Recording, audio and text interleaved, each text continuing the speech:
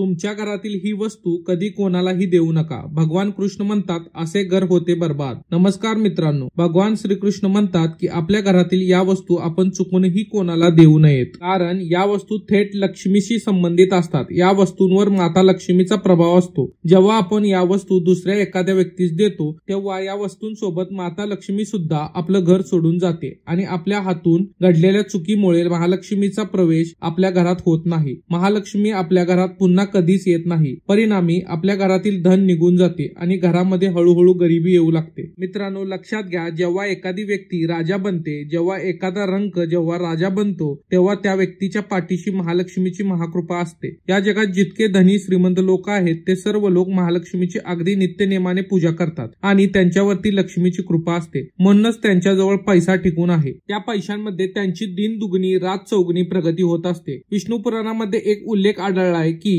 एकदा महालक्ष्मी गावातील देवी देवतांवर रुष्ट होऊन स्वर्ग सोडून वैकुंठ निघून गेली आणि परिणामी त्या स्वर्ग लोकांमध्ये गरिबी निर्माण झाली. देवी देवतांच्या अंगावरील सर्व अलंकार हे दूर झाले. मित्रांनो, जेव्हा महालक्ष्मी किंवा माता लक्ष्मी एखाद्या स्थानी त्याग करते, एखाद्या ठिकाणी सोडून जाते, तेव्हा त्या ठिकाणी अलक्ष्मीचा म्हणजे दारिद्र्याचा वास निर्माण होतो आणि म्हणूनच आपण आपल्या घरातील महालक्ष्मीशी संबंधित या वस्तू कोणालाही देऊ नयेत. मित्रांनो, जी पहिली वस्तू आहे ती पोळपाट आणि लाटणे होय. अनेकांना या गोष्टींबद्दल माहित नसतं. अनेक घरामध्ये अशी प्रथा दिसून येते की एकमेकांना पोळपाट लाटणं दिलं जातं. तर मित्रांनो, पोळपाट लाटणं कुणालाही देऊ नका. ही एक अशी जोडी आहे की जी आपण चुकूनही आपल्या घरातील ही गोष्ट दुसऱ्या कोणालाही देऊ नये, कारण या वस्तूंचा थेट संबंध माता लक्ष्मीशी आहे. या वस्तूची देवाणघेवाण केल्याने माता लक्ष्मी आपल्यावरती रुष्ट होऊ शकते. मित्रांनो, आपल्या घरात जे अन्न शिजतं, ती जी रोटी भाकरी किंवा चपाती आपण खातो, ती तयार करण्याचं काम हे पोळपाट लाटणं करत असते. जेव्हा आपण आपल्या घरातील ही वस्तू देऊन टाकतो तेव्हा आपण अन्नपूर्णा देखील घराबाहेर पाठवतो. दुसरी जी वस्तू आहे ती म्हणजे तवा.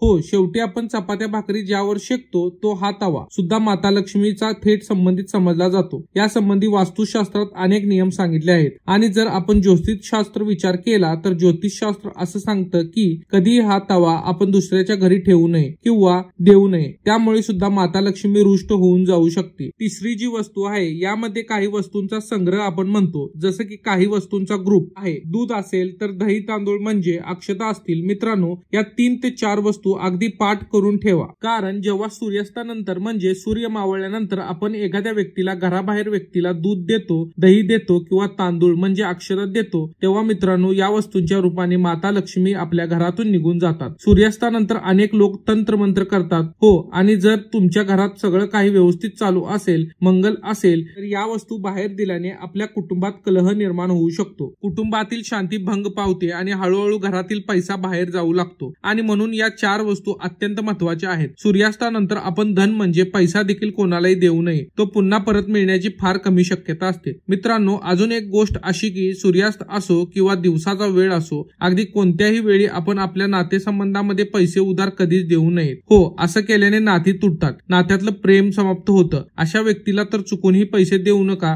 की जी व्यक्ती आपल्याकडून घेतलेले पैसे एखाद्या चुकीच्या कामात त्या पैशांचा वापर करत असेल. लक्षात घ्या, तुमची लक्ष्मी जर तुमच्या कामामध्ये उपयोगी येऊ लागली तर त्याचं पाप हे केवळ त्या व्यक्ती नसेल तर ते तुमच्या सुद्धा माती येऊ शकतं. मित्रांनो, पुढची वस्तू आहे ती म्हणजे आपण आपल्या घरातील दुसऱ्याला देऊ नये, ती म्हणजे झाडू. लक्ष्मीचं रूप मानण्यात आले आहे. झाडू म्हणजे प्रत्यक्ष माता लक्ष्मी आहे आणि म्हणून आपण चुकूनही आपल्या घरातील झाडू कोणालाही देऊ नये. अगदी 10 सेकंदासाठी सुद्धा आपल्या घरातील झाडू हा दुसऱ्याला हाती देऊ नये, पण कटाक्षाने टाळावे. मित्रांनो, शेवटची वस्तू म्हणजे विवाहित स्त्रियांनी आपलं 16 शृंगार घराबाहेर कोणत्याही व्यक्तीला देऊ नये. विशेष करून पायातील पैंजण असतील, हातातील बांगड्या असतील आणि सर्वात महत्वाची गोष्ट म्हणजे सगळ्यात परिधान केलेले मंगळसूत्र असेल. 16 शृंगारच्या साहित्यावर माता लक्ष्मीचा प्रत्यक्ष हात असतो. माता लक्ष्मी या साहित्यावर वास करत असते आणि म्हणून विवाहित स्त्रियांनी आपले 16 शृंगाराचे साहित्य कोणालाही कोणत्याही परिस्थितीत बाहेरच्या व्यक्तीला देऊ नये. व्हिडिओ आवडल्यास लाईक व शेअर करा व असेच नवनवीन व्हिडिओ पाहण्यासाठी आमच्या या पेजला नक्की फॉलो करा. धन्यवाद.